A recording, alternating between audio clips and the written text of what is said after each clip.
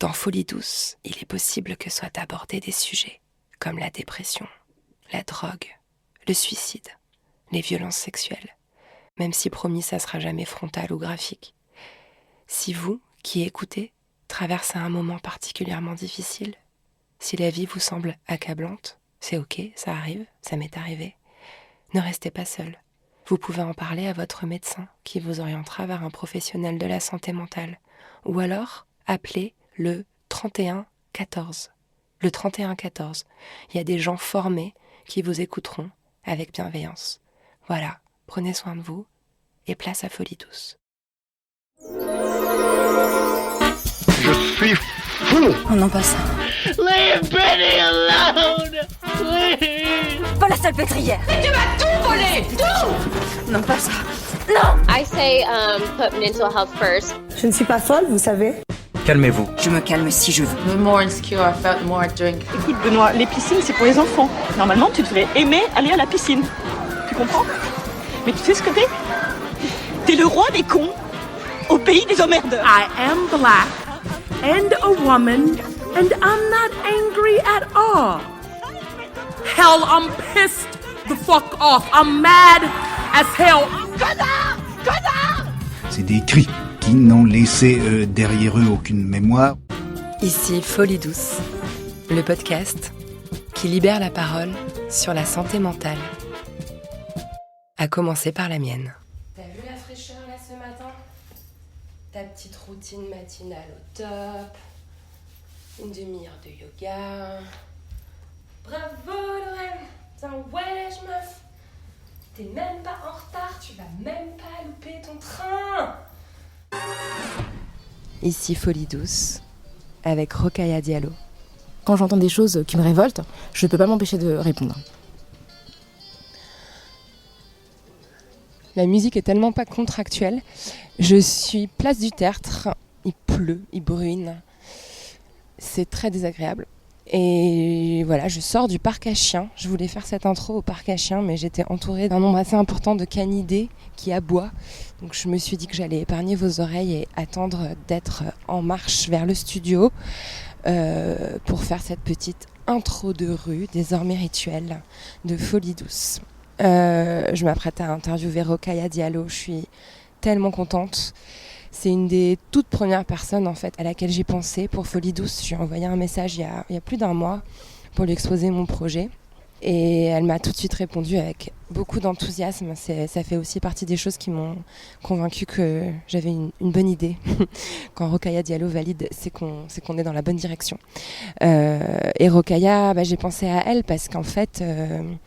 tout le monde a une santé mentale en fait. Le sujet de la santé mentale concerne absolument tout le monde. Les personnes qui sont concernées par des troubles psychiques et les autres. Magasin de souvenirs du Sacré-Cœur qui ouvre le rideau. Et moi je sais qu'une des raisons pour laquelle j'admire Rokhaya, et je l'admire depuis des années, c'est qu'elle a l'air insubmersible. Je ne l'ai jamais vue autrement que calme, posée, souriante, sublime. Alors que parfois, la violence des attaques qu'elle reçoit en tant que journaliste sont... les attaques sont d'une violence inouïe. Je suis bien placée pour savoir que le cyberharcèlement, c'est quelque chose d'extrêmement traumatique. Et c'est marrant parce que cette semaine... j'ai été assez exposée. Là, on est le 26 janvier. Donc, j'ai envoyé le communiqué de presse de Folie douce et j'ai commencé à partager sur les réseaux sociaux énormément de contenu il y a même pas une dizaine de jours, il y a une semaine en fait. Donc, j'ai été très présente sur les réseaux sociaux, j'ai participé à des podcasts et j'ai vu en fait instantanément, dès les premiers commentaires un peu agressifs, un peu virulent, dès qu'il commence à apparaître, mon corps se remet immédiatement dans une position de danger imminent parce que ça me rappelle en fait les moments où pendant des mois je recevais des milliers de messages par jour de personnes me demandant clairement de fermer ma gueule. Je me suis dit hier, ça tombe très bien que je vois Rokhaya aujourd'hui parce que ça fait très longtemps, même si j'en ai parlé avec elle en privé, que j'ai envie de lui demander comment elle fait pour résister à la violence de ces attaques et à la peur que ces attaques peuvent susciter.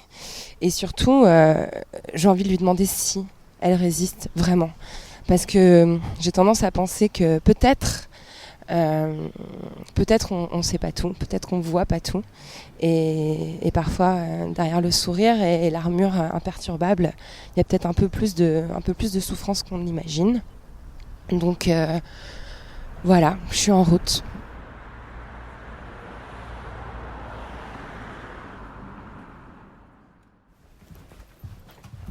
Salut, comment ça va? Ça va, merci.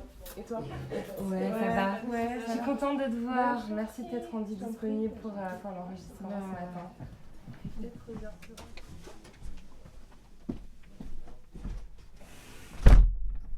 Alors c'est parti. Rokhaya, tu es journaliste, autrice, réalisatrice de documentaires et l'une des voix médiatiques les plus engagées sur les questions féministes et antiracistes en France.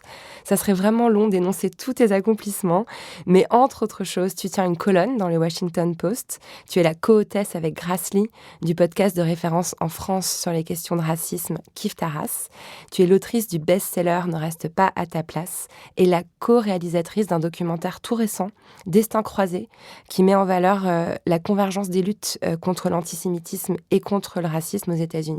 Ah oui, et j'oubliais, tu as aussi créé une école, une formation qui s'est donnée comme objectif de transmettre l'art oratoire au plus grand nombre, Word. Si tu es là avec moi, parmi les tout premiers invités de Folie Douce, c'est que je veux donner la parole ici aux personnes qui semblent avoir un mental d'acier. Pour beaucoup, on dirait que tu as développé une résistance à toute épreuve, aux attaques, à la pression sociale, à la charge raciale et aussi à la surcharge de travail parce que tu bosses quand même énormément, j'en suis témoin. On se connaît depuis longtemps. Rokhaya, on a œuvré ensemble dans beaucoup de moments politiques ces dernières années. On a été prises ensemble dans un certain nombre de shitstorms assez hallucinants dont la France a le secret, les shitstorms antiféministes, vraiment grande spécialité française. Tu es la cible de prédilection d'un certain nombre de commentateurs politiques réactionnaires et tu as connu des attaques de cyberharcèlement d'une ampleur absolument colossale. Et j'ai toujours été admirative de ta faculté à rester solide, éloquente, calme et rayonnante, malgré leur violence teintée de racisme. Alors aujourd'hui, ce que j'aimerais qu'on fasse, c'est qu'on explore tes outils de résistance et peut-être aussi qu'on perce la carapace dont tu sembles équipée, parce que j'imagine que c'est pas aussi simple. Mais pour commencer, je voudrais te poser la question. Comment ça va aujourd'hui, Rokhaya? Genre, vraiment. Tout d'abord, merci pour ces mots élogieux pour un certain nombre d'entre eux. Ça me touche énormément et je suis très très heureuse d'être à ton micro aujourd'hui. Eh bien, je vais bien. J'ai bien dormi.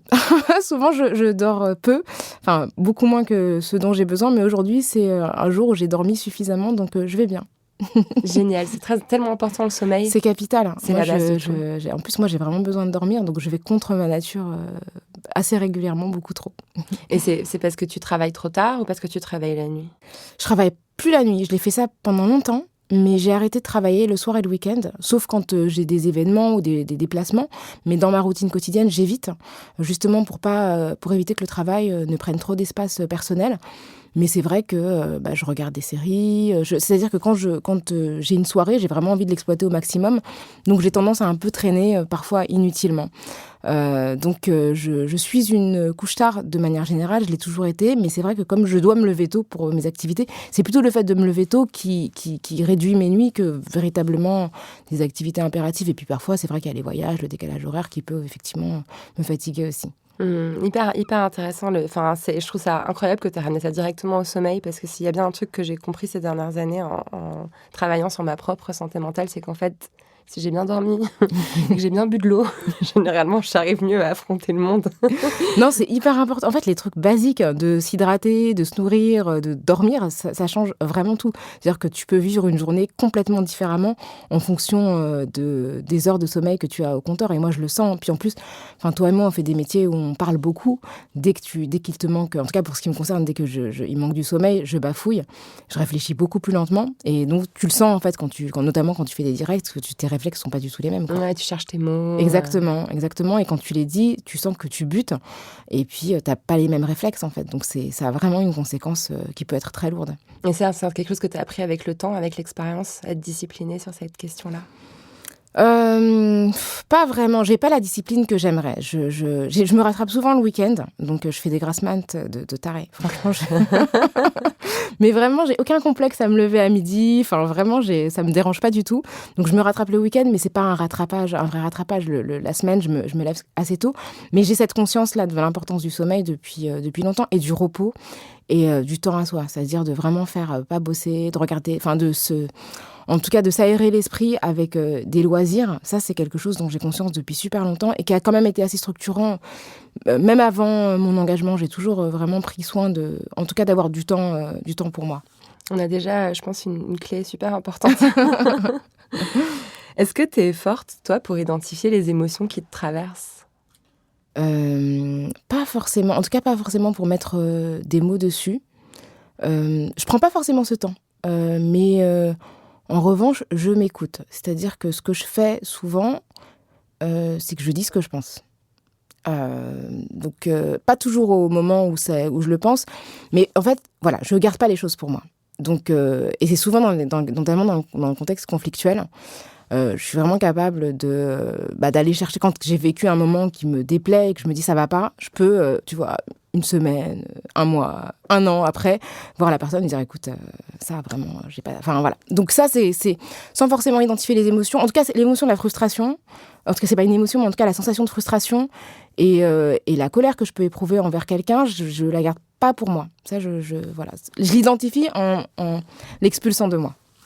Je trouve ça intéressant que tu aies parlé de colère parce que c'est une notion hyper importante quand on va réfléchir en termes de santé mentale, en termes politiques. Mm-hmm. Et on va y revenir tout à l'heure, je pense. Ça fait maintenant 10 ans, enfin à peu près, même un peu plus, que tu es exposée, voire... Ça fait 15 ans, en fait. Ça fait 15 2009. ans. Ça fait trop longtemps. Ça ne rajeunit pas. Bon, ça fait 15 ans que tu es exposée médiatiquement dans le contexte que j'ai décrit en introduction. Est-ce que tu dirais que cette expérience t'a blindée ou au contraire peut-être fragilisée, usée ? Je pense qu'elle m'a quand même fragilisée, mais qu'elle m'a fait aussi découvrir des ressources que je ne soupçonnais pas. Elle m'a poussée en fait à exprimer une résistance dont je n'avais pas besoin dans ma vie d'avant. C'est-à-dire que je n'avais pas besoin de me battre autant, je n'avais pas besoin de répondre à des attaques puisque je n'en recevais pas, en tout cas pas d'aussi fortes. Donc, d'une certaine manière, elle m'a poussée à déployer des ressources insoupçonnées. Mais effectivement, elle m'a fragilisée parce que forcément, elle m'a mis dans des états que je n'aurais pas eu à traverser si je n'avais pas vécu ça. Elle m'a vraiment stressée. J'ai perdu des choses matériellement, j'ai perdu des amitiés, enfin des liens. Donc oui, ça a eu un coût vraiment que je n'aurais pas eu à expérimenter. Mais en même temps, je me dis que il y a plein de connaissances auxquelles je n'aurais pas accédé si j'avais pas vécu ça. Je pense que je connaîtrais pas aussi bien la France et ses problèmes si j'avais pas été à l'endroit où je suis aujourd'hui. Et que j'aurais pas pu mesurer aussi la qualité des relations que je peux avoir si j'avais pas eu à traverser ça. C'est-à-dire qu'on se rend compte de qui sont les gens aussi dans les épreuves qu'on traverse, de la manière dont ils nous soutiennent ou pas. La visibilité, ça fait aussi des choses aux gens. C'est-à-dire que tout à coup, d'avoir une visibilité qui est associée à un certain prestige, ça révèle beaucoup de choses. Et c'est pas seulement dans les épreuves douloureuses que tu reconnais tes gens, mais c'est aussi dans ce qui peut apparaître comme une forme de succès, que tu peux aussi reconnaître des inconforts chez les gens que tu pensais proches de toi. Donc, ouais, je sais pas si ça m'a rendue forte, mais en tout cas, ça a révélé aussi des fragilités que je ne connaissais pas non plus. Je voudrais qu'on revienne un petit peu en arrière, Rokhaya, et qu'on parle de ton enfance. Est-ce que tu étais une enfant qui allait bien ? Oui, j'allais bien. J'étais une enfant très discrète et très timide, mais une enfant plutôt qui allait bien, oui. J'ai rien de... Je me posais pas beaucoup de questions. Pour moi, les choses telles qu'elles se déroulaient me paraissaient assez évidentes. Il y avait pas j'avais pas d'interrogation par rapport à qui j'étais. Enfin, tout était très simple. T'étais facile dans ta famille, t'avais la réputation d'être une petite fille easy, quoi. Ouais, j'étais vraiment une aînée assez docile, en fait. Voilà, déjà, première, on est deux. Donc, l'aînée, je travaillais bien à l'école, j'étais sage, je faisais ce qu'on me disait. Enfin, j'ai pas fait de crise d'adolescence. Donc, j'étais assez... pour mes parents, j'étais vraiment facile, quoi. Et je pense que d'ailleurs, c'était compliqué pour mon frère de venir après moi. Parce que je cochais toutes les bonnes cases et lui, notamment en classe, pour lui c'était compliqué parce que les profs avaient des attentes de quelqu'un de sage, qui travaillait bien, etc., qu'il n'a pas été parce qu'on est deux personnes différentes. Mais du coup, moi, je suis aussi arrivée en étant une première, donc c'est une place quand même qui était, en tout cas pour moi, assez confortable. Et c'est vrai que je t'ai souvent entendu dire dans les interviews que tu étais cette petite fille extrêmement discrète, que tu prenais jamais la parole, que tu avais presque des profs qui te disaient genre en fait on l'entend pas. Mais vraiment, c'est trop marrant que tu me dis ça parce que cet été, je suis en contact avec une prof de maths du collège sur Facebook. Elle s'appelle Béatrice, on se parle toujours et j'étais chez ma mère, je triais un peu des cartons de choses de mon adolescence et à la fin de ma 3e, j'avais demandé à mes profs de signer des petits mots, voilà. Et cette prof m'avait souhaité d'être moins tranquille que ce que j'étais et vraiment ce sont ses mots. Et je lui ai envoyé parce qu'elle me suit maintenant et elle est très, en tout cas touchée par ce que je fais aujourd'hui. Elle était vraiment hyper frappée. Moi, j'étais vraiment une élève. Enfin, je pense que on n'entendait pas le son de ma voix. Les profs m'identifiaient simplement parce que j'étais première de ma classe. Mais en fait, si c'était pas le cas, je pense que tout le monde m'aurait oubliée. Enfin, après, j'ai un prénom assez particulier pour qu'il marque. Mais sinon, je parlais pas du tout. J'étais vraiment pas à l'aise avec la parole. C'est quand même c'est paradoxal. C'est hallucinant. Enfin, quand on voit qu'aujourd'hui, c'est vraiment ton outil de travail, c'est même quelque chose que tu transmets, que tu apprends aux autres. Tu arrives à identifier comment... est-ce qu'il fallait que ça éclose est-ce qu'il fallait un temps de maturité pour que... Je sais pas, tu avais peut-être une exigence assez élevée sur ce que tu allais faire de ta parole et il fallait que tu sois équipée avant de la laisser jaillir. Mais en fait, ce que je pense aujourd'hui, c'est que j'avais pas besoin de parler. Moi, je pense que je parle parce que j'ai des choses à dire, enfin, que j'estime avoir des choses à dire. Et c'est vraiment l'urgence du manque qui m'a poussée à parler. C'est-à-dire que j'avais vraiment le sentiment d'être exposée à une sphère médiatique qui ne disait pas ce que j'avais envie d'entendre.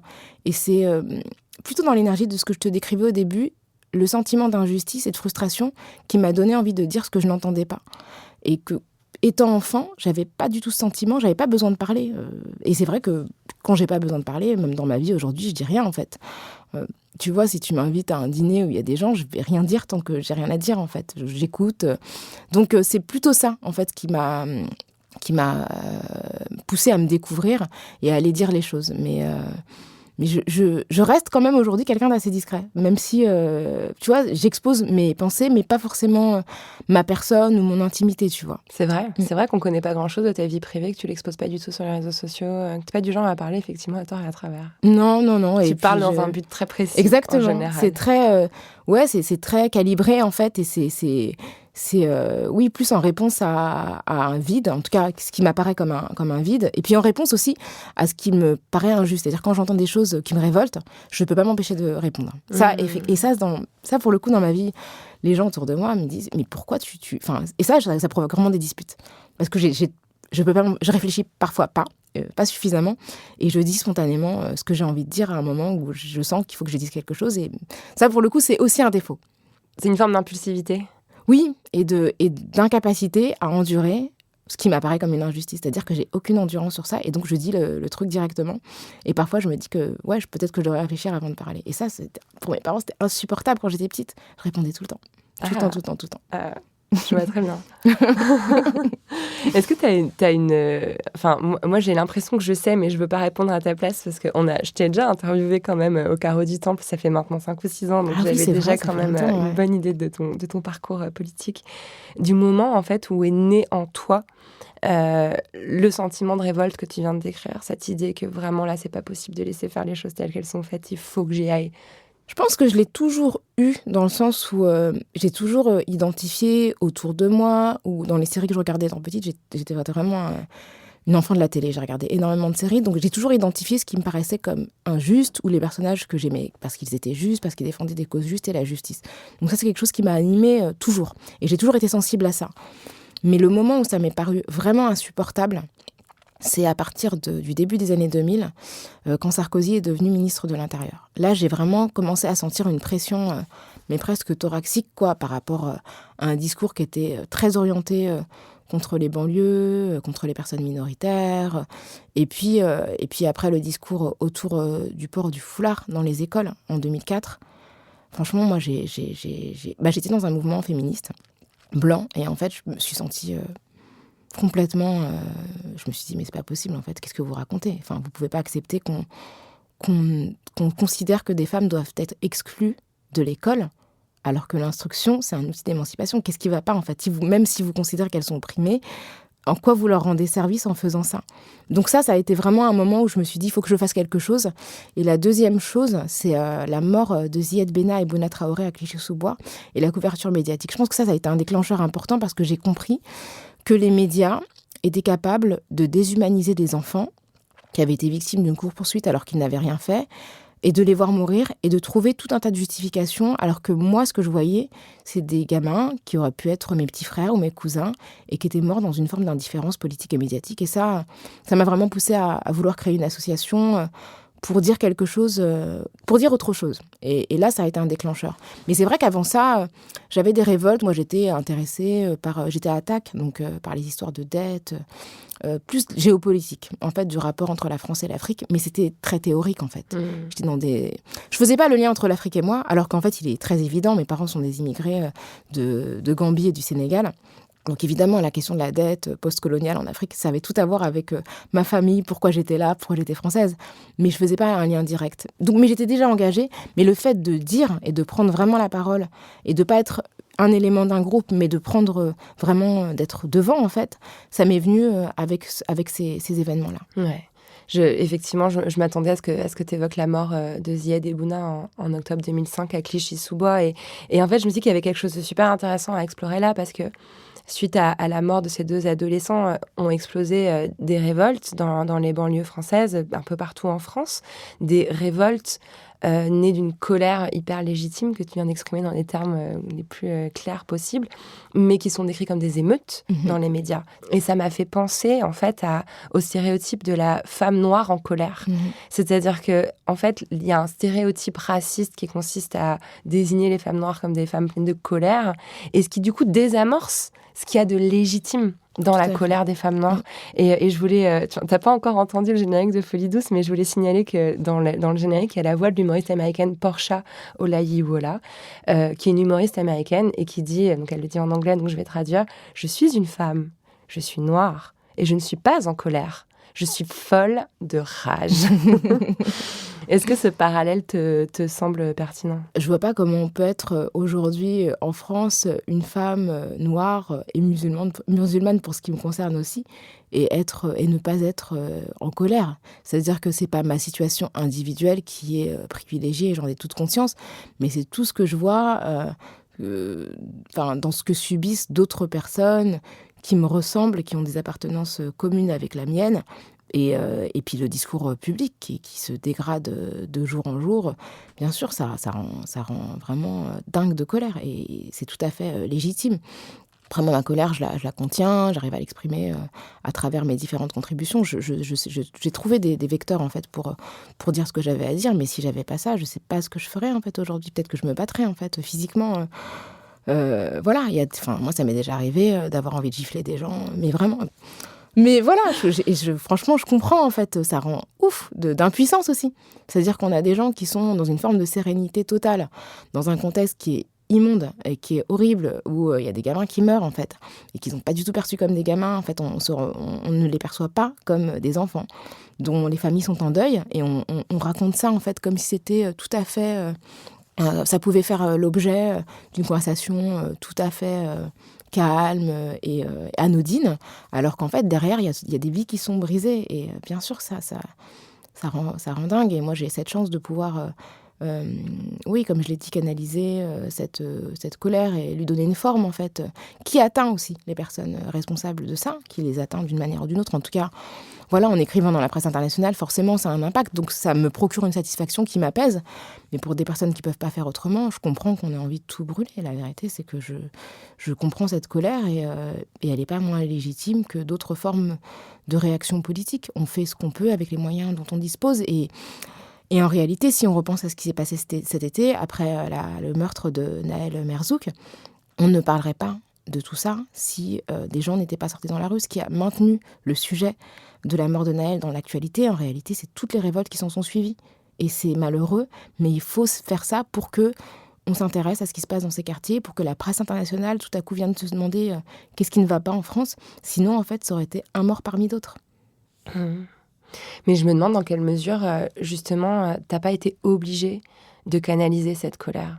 Et parce que tu vois, si on pense, je sais pas ce qui me vient, je cherchais un vieux mâle blanc qui pète des câbles et je pense à Mélenchon, tu et vois. à la Finkielkraut aussi. Enfin, oui, c'est vrai, Mélenchon, il a aucune. Enfin, no filter, quoi. Non, aucunement. Genre voilà, c'est vrai qu'un homme blanc qui se met en colère, qui pète un câble sur un plateau, qui arrache son micro et qui quitte le plateau, c'est presque une figure récurrente de la télévision française. Je pense que si on se creusait la tête, on en trouverait 50. Toi, si tu faisais ça demain, mais ce qui te tomberait sur la gueule en termes de racisme, en fait, et de sexisme, parce que les femmes ont généralement pas trop le droit de se mettre en colère. Absolument, bah, là, c'est tout de suite tous les registres sexistes, de l'hystérie, etc. quoi. Ouais. Donc, moi, en fait, je pense que c'est une chance, c'est que je sais quand même... en fait, j'aime bien le combat, de manière générale. Ça, je l'analyse maintenant, aujourd'hui, comme ça. Et que du coup, dans le dialogue médiatique, je sais qu'il y a de la stratégie. Et cette stratégie du calme, elle me convient. Elle convient bien à ma personnalité. C'est comme en fait dans un combat de boxe, c'est-à-dire que tu attends que ton adversaire baisse sa garde calmement et tu le regardes. Et au moment où il a baissé sa garde, tu lui mets une droite. Et du coup, ce jeu-là, en fait, me convient et me permet de jouer avec ses codes, en fait, de rester dans l'acceptable. Mais c'est pas parce que je me contiens, c'est parce que dans ce jeu-là, en fait, la manière dont je l'investis correspond en fait aux codes qui ne me desservent pas. Donc c'est une chance en fait d'avoir ce tempérament. Et de pouvoir, à ce moment-là, être patiente, parce que je ne suis pas forcément quelqu'un de patient dans la vie, parce que, du coup, ça me permet, en fait, en tout cas, d'avancer sur ces terrains-là. Il n'y a pas beaucoup... Ça ne m'est pas arrivé souvent, peut-être 2-3 fois, d'avoir vraiment envie de crier, d'être énervée. Mais généralement, j'aime bien, calmement, me dire, bon, j'attends que ce soit mon tour et je vais dire ce que j'ai à dire, parce que je sais très bien ce que je vais dire à ce moment-là.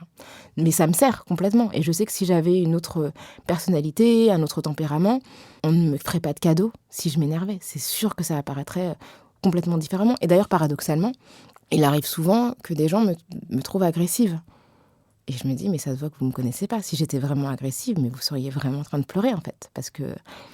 C'est marrant, en fait. Ma simple présence est agressive parce qu'elle est déjà subversive en elle-même. Quoi que je dise, en fait, d'être là et d'être une femme noire et d'être aussi sûre de moi et de ne pas douter de ma légitimité, c'est trop. Ça, c'est agressif, en fait, mais c'est indépendant de la qualité de mon propos. Et donc, oui, ce truc de la femme noire en colère, évidemment, c'est un cliché qui fait que tout ce que je suis est amplifié par tous les préjugés qu'on me plaque, en fait. La stratégie du calme. Franchement, c'est hyper inspirant. Merci. Et je trouve ça aussi... il y a une autre thématique qui est liée à la santé mentale et aux questions de racisme. Cette idée de la charge raciale. La charge raciale désigne, pour résumer, le coût psychique du racisme. Ce concept a été utilisé en France pour la première fois en 2017 par la chercheuse Maboula Soumaoro, qui l'a défini ainsi: la tâche épuisante d'expliquer, de traduire, de rendre intelligibles les situations violentes, discriminantes ou racistes, tout en ne dérangeant pas le groupe dominant et en ne l'embarrassant pas de sa subalternité. On pourrait comparer l'émergence de la notion de charge raciale pour les personnes racisées à celle de la charge mentale pour les femmes vivant en couple hétérosexuel. À noter, l'écrivaine Douce Dibondo vient de publier un essai intitulé « Charge raciale, vertige d'un silence écrasant » et il se pourrait qu'elle soit l'invitée de la prochaine newsletter de Folie Douce. Lien dans la bio pour s'abonner. Abonnez-vous. Merci. J'ai suivi ces derniers temps une psychiatre qui s'appelle Fatma Bouvet de la Maison Neuve. Oui. Je sais que tu échanges avec elle.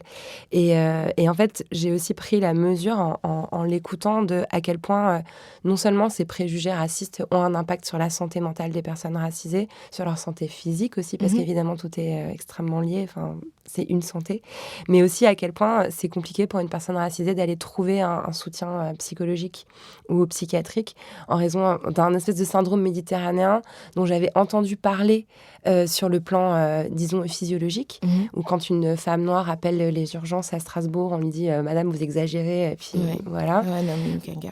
Et merci de la nommer. Et aussi, il peut y avoir en fait tout un tas de préjugés culturels qui font qu'on va présupposer que la personne va mal en raison de son milieu, en raison de sa religion, en raison de sa culture. Enfin, ça m'a fait bugger en fait de prendre conscience de tout ça. En fait, il y a plein de choses. La première, c'est que tu as parlé de ce préjugé des femmes noires en colère, mais il y a aussi un préjugé de solidité des femmes noires. C'est-à-dire que la souffrance des femmes noires est invisible.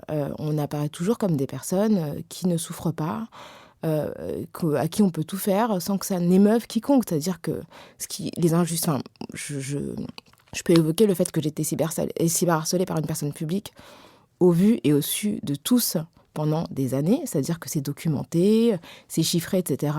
Et en fait, il n'y a aucun moment où on s'est demandé comment j'allais et comment je vivais le fait d'être la cible permanente d'un homme extrêmement puissant et extrêmement visible. Et c'est une personne qui est reçue régulièrement dans les médias, qu'on n'a jamais questionné sur son acharnement vis-à-vis d'une femme qui a beaucoup moins de pouvoir que lui, beaucoup moins de connexions, beaucoup moins de réseaux. Je peux te jurer, Lorraine, que si c'était un homme noir qui s'en était pris à toi ou à une femme blanche, il n'y a aucun moment où on ne lui aurait pas dit d'arrêter.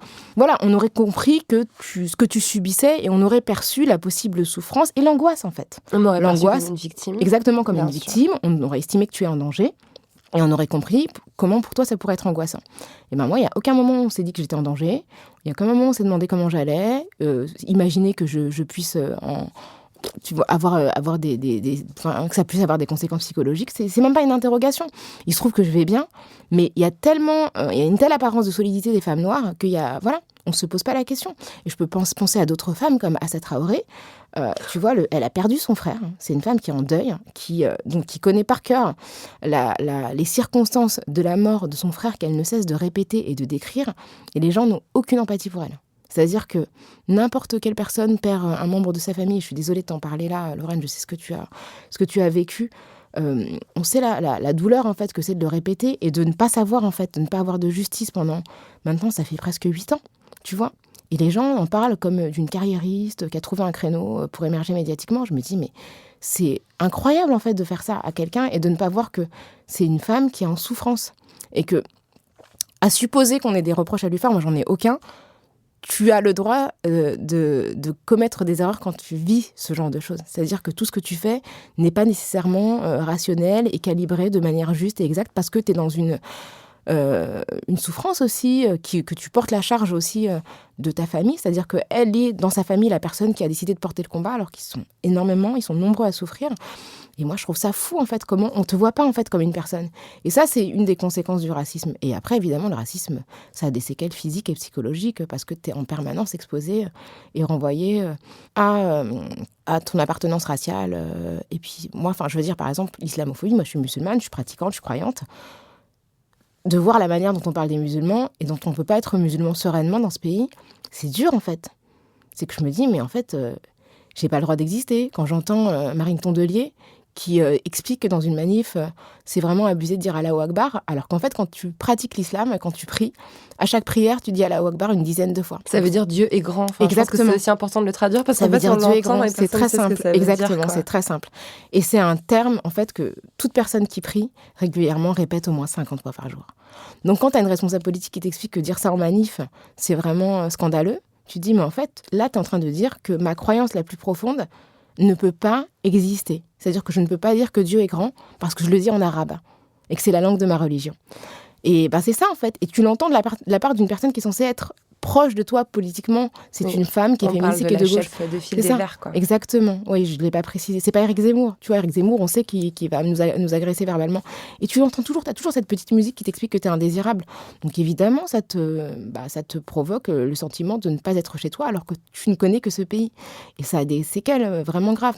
Fatma Bouvet de la Maisonneuve, on parle très très bien. Elle a une patientèle justement qui l'a choisie parce qu'elle s'appelle Fatma et qui se pense en confiance avec une personne qui comprendra le racisme. Et c'est vrai que quand tu vas voir un psy et que tu n'es pas blanche et que tu sais que le racisme fait partie d'une des raisons de ta détresse, tu sais que tu as énormément de chances, de risque d'être face à quelqu'un qui ne comprend pas ce que tu vis parce qu'il ne peut pas l'imaginer et parce qu'il n'est pas formé pour ça, il ou elle.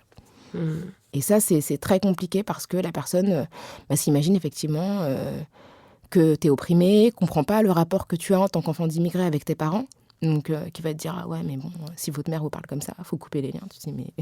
Enfin, non, en fait, je veux dire, nous, on a une manière de s'adresser à nos parents qui est particulière et à laquelle je tiens. La séparation avec mes parents, c'est pas une option, en fait, parce que ce que vous percevez comme quelque chose de malsain, c'est quelque chose qui est aussi culturel et qu'il faut analyser sous ce prisme-là. Donc, il y a plein de complexités sur lesquelles t'as pas forcément de soutien parce que t'as pas beaucoup de gens qui le comprennent, quoi. Mais après, il y a des listes de psy non blancs, non blanches. Il y a une ça s'est organisé comme ces dernières années. Effectivement, ces questions, elles ont commencé à émerger. Voilà, c'est ça. Il y a des femmes comme Rakika, comme Stella Tiandrebego qui sont sur Instagram et qui donnent aussi des ressources aux personnes non blanches pour trouver un espace pour parler des effets du racisme, comme les effets du sexisme. Hein. Ça a un impact extrêmement important sur le mental. Si vous n'avez pas de stylo sous la main, pas de panique. Nous vous mettons les comptes Instagram de toutes les thérapeutes citées dans l'épisode en description et nous les relayerons aussi sur Instagram. Et effectivement, tu dis qu'il y a une complexité qu'on n'a pas du tout l'espace d'explorer, mais ça c'est vraiment le problème de l'universalisme qui écrase toutes les différences et du coup qui prend pas du tout le temps de les analyser et de les creuser. Je me rappelle aussi de discussions avec Axelja Njike, réalisatrice, autrice, qui a fait un documentaire assez puissant sur l'inceste dans les familles afrodescendantes et qui me disait aussi qu'en fait le recours à un thérapeute, à un psy va pas forcément de soi aussi dans les cultures afrodescendantes et qu'il y a aussi un énorme travail à faire pour dire aux personnes racisées, en fait, vous avez tout à fait le droit de pousser un cabinet, d'aller voir un ou une thérapeute. C'est aussi une des complexités qu'il faut... ou alors, mais ça revient d'ailleurs à ce que tu disais tout à l'heure sur l'absence d'empathie ou cette idée que les femmes noires avaient une résistance à toute épreuve. C'est plus compliqué pour une femme noire de dire « je suis en dépression ». Exactement, parce que beaucoup de... Enfin, il y a plein de choses. C'est qu'en tant qu'enfant d'immigré, tu as une pression qui est liée à la trajectoire de tes parents. Parce qu'en fait, quand tu te places à l'échelle humaine, il y a très très peu de personnes qui immigrent. Donc les profils qui immigrent, ce sont des profils particuliers de personnes qui sont particulièrement entreprenantes. Donc ces personnes qui ont traversé la moitié du monde pour s'offrir et pour t'offrir un destin meilleur que le leur, forcément te font grandir avec une forme de redevabilité qui est légitime et de pression de la réussite. Et puis une fois que tu t'en sors, tu dois assurer aussi matériellement, ça on n'en parle pas, mais la subsistance de plein de gens en fait, soit en France, soit dans ton pays d'origine, tu dois en fait donner une partie de tes revenus et tu le fais, avec plaisir souvent, mais c'est une vraie pression, c'est-à-dire que tu dois avoir les moyens en fait de rendre le voyage de tes parents, de donner du sens au voyage de tes parents. Donc ça c'est une pression de ouf, et à qui t'en parles ? Et pareil, moi je pense qu'il y a un tabou par rapport à la psychanalyse, au recours au psy de manière générale, tel qu'on la dessine en France. Mais aussi, je pense que la colonisation a détruit des formes de soutien psychologique qui existaient dans les cultures colonisées. Je pense qu'il y a plein de manières dont les gens pouvaient échanger, des résolutions de conflits qui se passaient à l'échelle de communautés qui ont disparu du fait de la colonisation. Donc tout ce tissu en fait familial, en tout cas moi mon tissu familial d'origine, même si j'ai une famille, on est très famille, on a une grosse communauté sénégalaise à Paris et dans la région parisienne, donc j'ai toujours eu quand même autour de moi beaucoup de personnes d'origine sénégalaise, une famille parfois un peu recomposée, des gens qui sont des cousins mais qui sont pas vraiment des cousins, donc j'ai beaucoup eu ça, mais la structure telle qu'elle était dans le pays d'origine, elle n'est pas en France telle qu'elle. Donc tu peux pas retrouver les mêmes ressources mentales que tu aurais retrouvées dans ton pays d'origine. Et donc toutes les personnes qui ont un rôle central, un rôle à la fois religieux, spirituel, psychologique, en fait, dans la communauté, sont pas forcément là. Donc du coup, tu dois recourir à des formes de thérapie qui sont pas celles de ta culture d'origine et donc qui sont pas forcément validées par ta famille. Donc c'est compliqué. C'est très très difficile, je pense. Et voilà. En t'écoutant parler, ça m'a rappelé le film d'Alice Diop, les Sénégalaises et la Sénégaloise. Absolument, ouais. Où en fait elle prend conscience effectivement de l'importance de ce tissage de liens intergénérationnels entre femmes qui existent. Voilà, ouais. Elle, dans ce film, elle va, après la mort de son père, elle va au Sénégal, dont elle est originaire, elle rencontre ses tantes, et effectivement, elle découvre plein de choses sur sa filiation, et c'est tout dans une transmission qui ne s'est pas faite du fait de la migration, tu vois. Moi, c'est vrai que je me rends compte que j'aurais bénéficié de plein de savoirs différents si j'avais eu les autres femmes de ma famille avec moi en grandissant. Tu vois, donc forcément, tu sais que tu es coupé de quelque chose aussi quand tu es enfant d'immigré et que tu n'as pas non plus exactement les mêmes valeurs culturelles que tes parents, parce que je suis quand même française. Et donc, la question de de la thérapie telle qu'on la connaît dans les pays occidentaux, elle me parle plus qu'à mes parents, tu vois. Donc... J'ai réfléchi au titre de ton livre, Ne reste pas à ta place. Et je trouve que c'est aussi un peu un mantra. Il y a vraiment quelque chose un peu va-vie et deviens, quoi. Deviens toi-même. Enfin, c'est un peu aussi une invitation à devenir soi que tu as voulu passer dans ce bouquin. Tout à fait, et c'est aussi une interrogation sur les assignations et sur la manière dont on peut les déjouer. Alors évidemment, il y a plein de facteurs qui ne sont pas liés à notre individualité, qui font qu'on peut ou non en jouer, mais je trouvais, c'est un peu une injonction, une invitation à ne pas rester à sa place. Je la trouvais forte parce qu'elle correspondait à mon parcours de vie, et puis aussi... C'était une réponse à tout ce qu'on nous impose quand on est une femme, quand on est enfant d'immigrés, quand on est noir, quand on est musulman, quand on est... Enfin, plein de choses. En fait, on est programmé pour avoir une certaine trajectoire et pour occuper une certaine place. Et je pense que toutes les violences que je subis aujourd'hui dans l'espace public sont liées au fait que je suis à un endroit où je ne suis pas censée être et que les personnes qui m'agressent... ne cessent d'être étonnées de me voir là et donc ne supportent pas ma présence et donc en réaction ont des comportements hyper brutaux. Parce que normalement, en fait, si les choses s'étaient passées telles que la sociologie l'a définie par rapport à mes origines sociales, parce que je suis aussi une enfant d'ouvrière, mes parents... Contrairement à ce qui se dit beaucoup, ne sont pas du tout des personnes fortunées. J'ai grandi dans le 19e arrondissement de Paris. J'ai vécu mon adolescence en Seine-Saint-Denis à la Courneuve. Et mes parents, c'était des personnes extrêmement modestes et qui n'ont pas fait d'études poussées. Donc évidemment, avec ce parcours, théoriquement, je ne devrais pas être une voix qui compte dans le débat public français. Il se trouve que c'est le cas et c'est insupportable pour beaucoup de personnes. Ça les rend dingues, vraiment, parce qu'ils comprennent pas, parce que normalement, une personne comme moi est à leur service, et normalement, une personne comme moi dépend d'eux. Et le fait que je ne sois pas dans une posture de reconnaissance, que je me pose en équivalent à des personnes qui sont mieux nées, entre guillemets, que moi, c'est insupportable. Et que en plus, je cherche pas ni leur reconnaissance, enfin... Tu vois, souvent, ce qui se passe quand tu changes de classe sociale, c'est que tu cherches à la fois la reconnaissance de cette nouvelle classe et puis l'intimité de cette classe, la reproduction de leur code, etc. Et c'est vrai que ça ne m'intéresse pas du tout. Enfin, vraiment, j'ai toujours les mêmes potes depuis lycée. Mon environnement n'a pas beaucoup évolué. J'habite toujours dans un quartier populaire. Enfin, voilà. Donc, je suis toujours avec ma mère le dimanche. Donc, je ne suis pas hyper intéressée par ce qu'est cette classe sociale à laquelle j'appartiens, en tout cas sur le papier. Et ça, je pense que c'est douloureux, en fait, pour une catégorie qui a l'impression d'appartenir à l'endroit où tout le monde a envie d'être, de voir que ça n'intéresse pas tout le monde, quoi. Je pense que là, quand même, on met le doigt sur un de tes secrets. Enfin, je me rappelle un jour... En fait, à chaque fois que je suis victime de cyberharcèlement, soit je pense à toi, soit je t'appelle. Et en fait, je sais que très souvent... les réponses que tu m'as apportées, c'est mais en fait, moi, je suis avec mes proches. En fait, tu es très proche de ta famille. Oui. Voilà, tu as une vie privée, sentimentale, stable et vachement... C'est aussi ça, en fait, peut-être une des clés de ton bien-être mental, on va dire, et de ta force mentale. Je pense que c'est vraiment le centre, c'est-à-dire que d'avoir un socle qui est là depuis longtemps. C'est-à-dire que les gens qui sont autour de moi me connaissent pour la plupart depuis très longtemps, parfois depuis que j'ai 13 ou 14 ans, depuis le collège, puisque moi j'ai déménagé de Paris quand j'étais au collège. Ce ne sont pas des personnes qui sont hyper sensibles aux enjeux de notoriété, Enfin, elles sont intéressées évidemment par ce que je fais, mais comme moi, je suis intéressée par ce qu'elles font. Donc, je n'ai pas autour de moi des gens qui sont fascinés par le monde dans lequel j'évolue aujourd'hui. Et ça joue beaucoup, quoi. Dans la culture sénégalaise, on vanne énormément. Généralement, on se vanne tout le temps. Donc, ça pousse vraiment à l'humilité. Et donc, je me prends toujours les mêmes vannes de ma mère, de mon frère. Enfin, je veux dire, on se moque beaucoup les uns des autres. Et quand je suis en famille, c'est quelque chose qui reste très, très présent. Donc, tu forcément... Enfin, ma mère, c'est le genre de personne qui t'envoie un texto quand tu es en direct sur LCI pour te dire que ton col est de travers. Tu vois ? Donc, tout à coup, même si tu parles de l'Ukraine ou de la réforme des retraites, ça te remet quand même à ta place de fille de ta mère et de mal coiffée ou pas bien habillée, ou ta veste est froissée et on te filme de dos. Et donc... Voilà, ça fait relativiser énormément. Et donc, je pense que vraiment, c'est important d'avoir autour de soi des gens qui sont là depuis longtemps et qui se connaissent bien.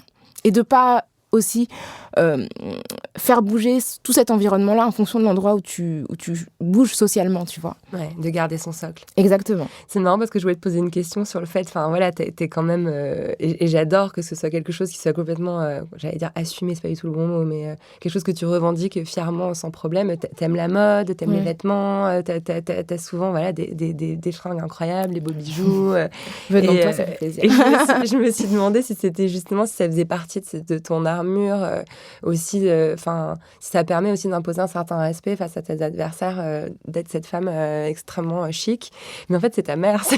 Ouais, ma mère. Non, mais il faut savoir que dans la culture sénégalaise, les vêtements, c'est hyper important. La présentation de soi, c'est vraiment un truc, les boubous, les tissus, etc.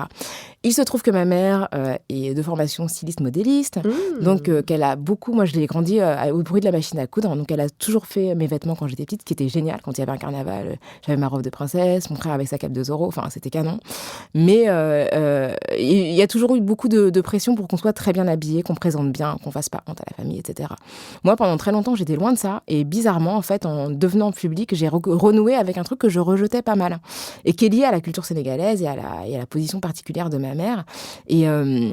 Et je pense aussi que le fait de ne ressembler à personne à la télé m'a poussée, parce qu'en plus d'être noire, j'avais les cheveux courts, naturels, pas défrisés, etc. Donc j'avais vraiment une silhouette singulière, indépendamment de vraiment ce que je dis dans le fond, m'a poussée à me dire, ok, franchement, viens avec tes couleurs, avec tes grosses boucles d'oreilles. De toutes les façons, tu ressembles à personne, c'est pas la peine d'essayer de faire semblant.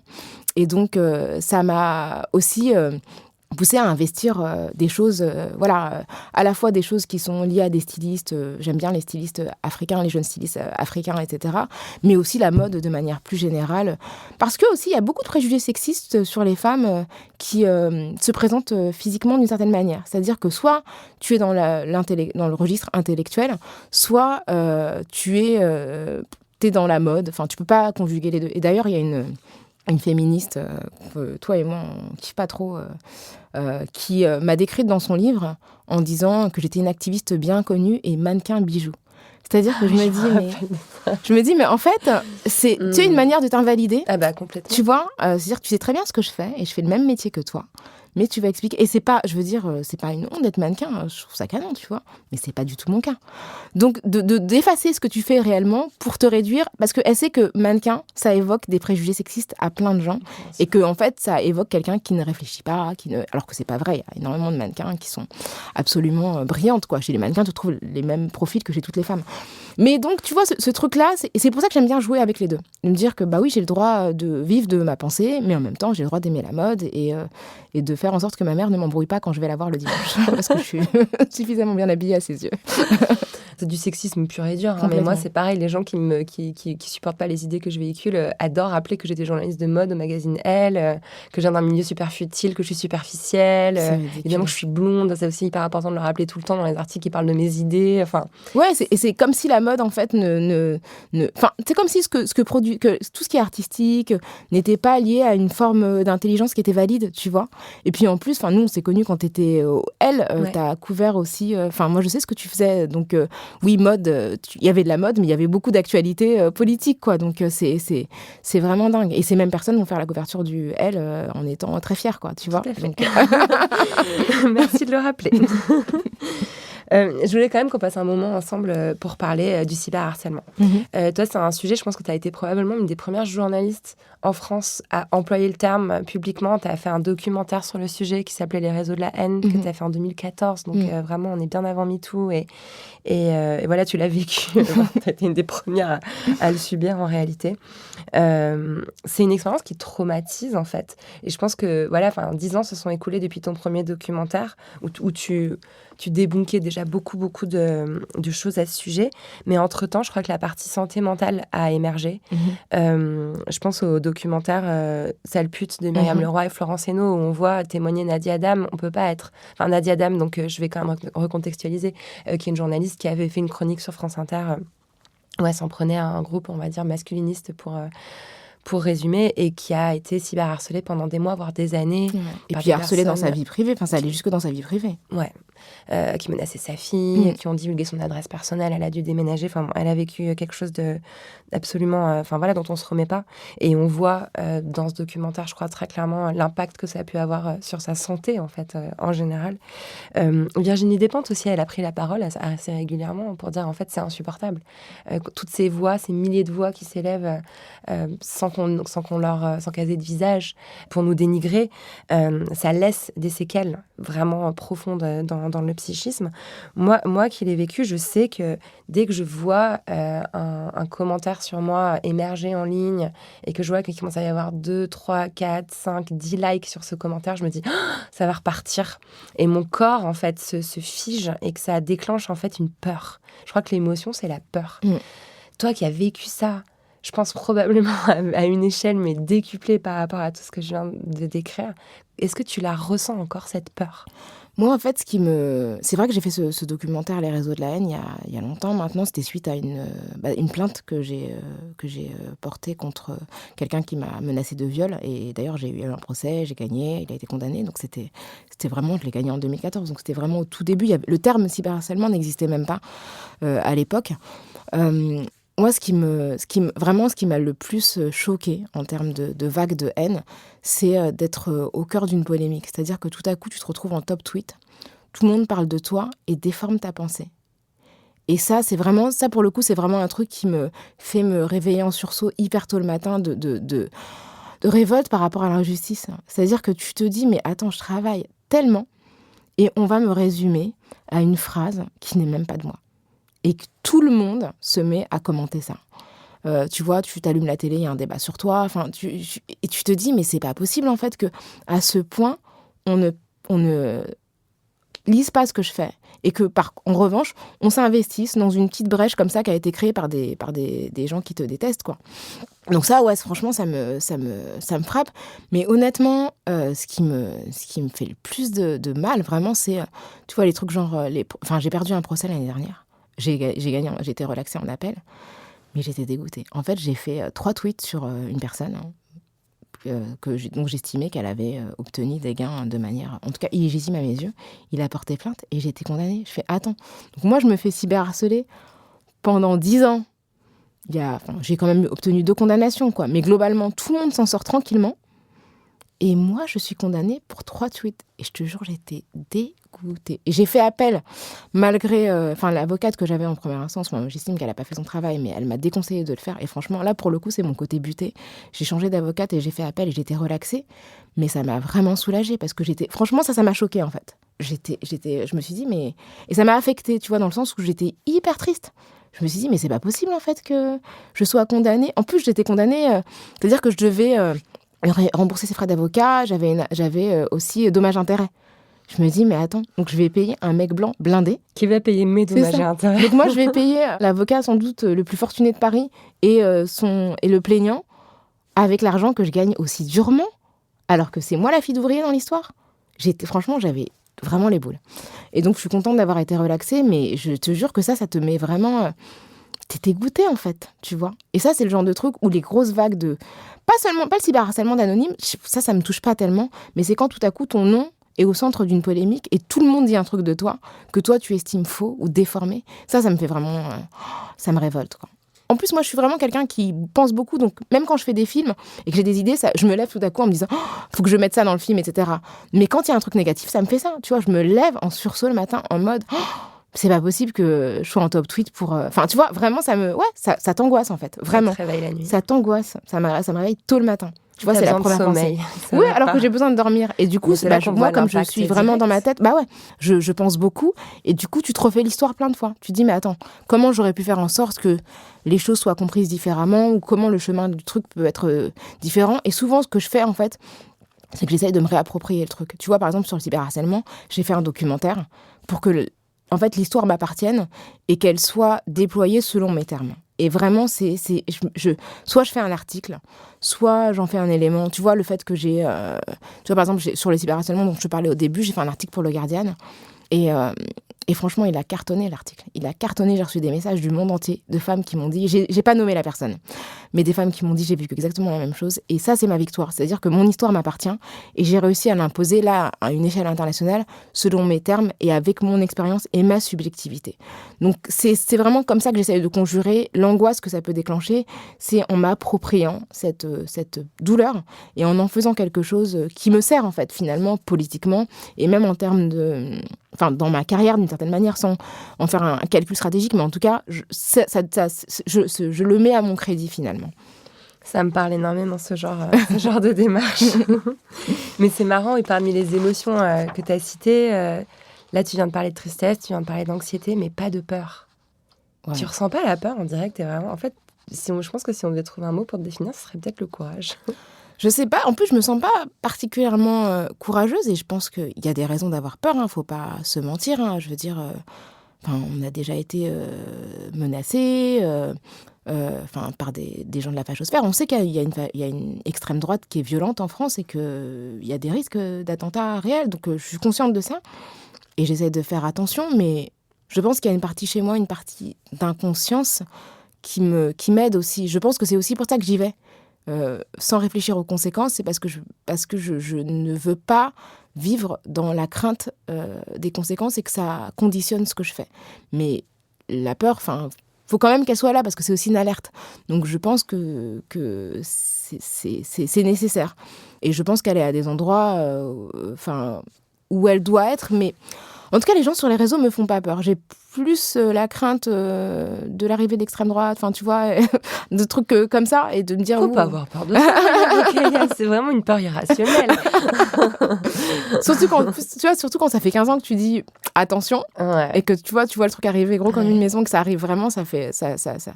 Mais j'ai plus peur pour d'autres gens que pour moi, mais peut-être... Et puis la peur, je pense qu'elle est plus chez des personnes de mon entourage, malheureusement, que chez moi, qui voient en fait les choses peut-être avec plus d'acuité que moi. Quand t'es au premier plan, en fait, tu vois, je sais pas, depuis que je suis publique dans la rue, je n'ai que des réactions de gens très positifs et très, tu vois, vraiment très enthousiastes, hyper chaleureuses, touchantes, émouvantes.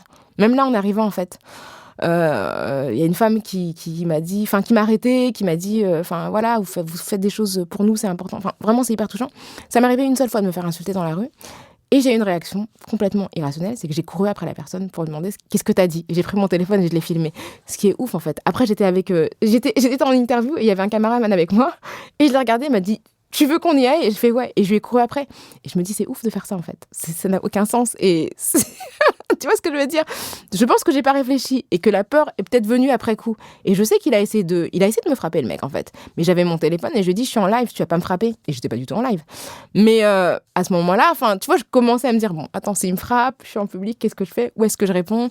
Mais en fait, c'était ouf de faire ça, tu vois. J'ai pas réfléchi. De voir en fait comment tu réagis dans les situations de crise. T'es là, oh waouh, c'était moi ça. Exactement, tu te revois, tu dis mais attends.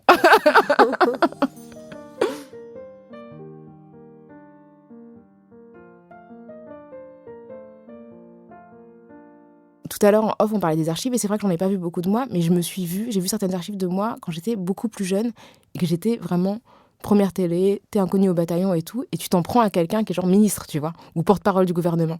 Et maintenant, rétrospectivement, je me dis, je comprends qu'il soit énervé, en fait, parce que j'étais extrêmement insolente, tu vois. Mais c'est ça, en fait, ma folie, c'est vraiment ça, c'est de pas me poser de questions, en fait, quand je fais des choses que je ne suis pas censée faire. Et ça m'a plutôt bien servi aujourd'hui, et je pense que c'est une qualité qui peut aussi être un défaut. C'est vraiment passionnant. Avec le recul, tu dirais que c'est quoi la meilleure des thérapies ? Je pense que c'est quand même l'amour. L'amour de soi, l'amour des autres, l'amour que les autres éprouvent pour soi. Je pense que ça soigne beaucoup et que ce manque, en fait, conditionne beaucoup de déséquilibre. Donc, je pense que vraiment, c'est la meilleure thérapie. Mais vraiment, je pense que, on parle de l'amour, mais l'amour qu'on a pour soi est extrêmement important. C'est vraiment déterminant et c'est ce qui nous permet d'en donner aux autres avec mesure, quoi. Et puis après, l'amour qu'on a, pour nous en tant qu'humanité, pour l'environnement dans lequel on vit, ça conditionne aussi beaucoup de décisions. Donc ouais, je crois que c'est une super thérapie. Merci beaucoup, Rokhaya. J'étais vraiment ravie de t'avoir à mon C'était un plaisir. Merci, c'était une super belle conversation. Trop bien. Merci. Waouh, quel épisode dense et limpide. Ce qui m'a surtout touchée dans notre échange avec Rokhaya, c'est l'exploration d'une émotion éminemment politique, celle de la colère, qui prend un sens très particulier quand il est question de sexisme et de racisme. J'ai adoré la façon dont Rokhaya a assumé ressentir cette colère et la laisser éclater, parfois sans contrôle. Mais elle a aussi exposé des stratégies pour lutter contre les injustices dans l'espace public, notamment cette stratégie du calme. Mon Dieu, mais quelle inspiration! Parler de ses émotions, les identifier, les nommer, c'est le premier pas pour améliorer sa santé mentale. Vous pouvez commencer par là. Et sinon, n'hésitez pas à appeler le 3114 si vous êtes inquiet pour vous ou un de vos proches.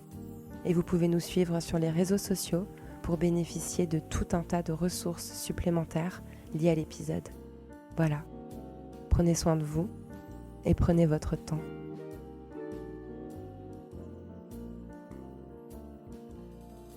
Folie douce est un podcast créé, produit et animé par Lorraine Bastide. Production Marie-Laurence Chéry, assistée de Agathe Sado. Réalisation et mixage Marion Emery. Prise de son Nicolas Fogel. La musique est une création originale de Irma et les visuels sont signés Louison Colhomme. Folie douce, c'est un podcast que je produis grâce à la publicité, mais aussi grâce au soutien de mes auditeurs et auditrices. La meilleure façon de m'aider à continuer, c'est de vous abonner à la version payante de la newsletter de Folie douce, dans laquelle je vous conseille 2 fois par mois des livres, essais ou fictions, récents ou non, qui parlent de santé mentale et où j'interviewe leurs auteurs et autrices. Vous y trouverez aussi des petits billets avec des conseils et des blagues, et des recommandations de podcasts, articles ou films. Vous pouvez évidemment aussi vous abonner à la version gratuite pour être tenu informé de toutes les sorties d'épisodes. C'est hébergé par Kessel, le lien est dans la description de l'épisode, et sinon vous tapez Folie douce par Lorraine Bastide.